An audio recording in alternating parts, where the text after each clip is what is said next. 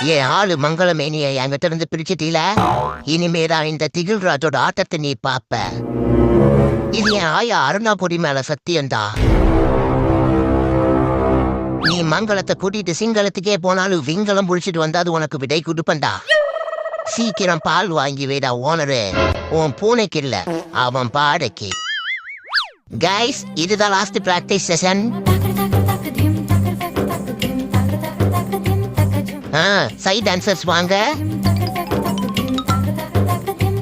டாய் காத்தன் குமாரே, camera கிட்ட போய் என்னடா பண்ற? என் ரைட் சைட்ல வந்து ஆடு. ஐயோ, எவ்வளவு தடவை பிராக்டிஸ் கொடுத்தேன்.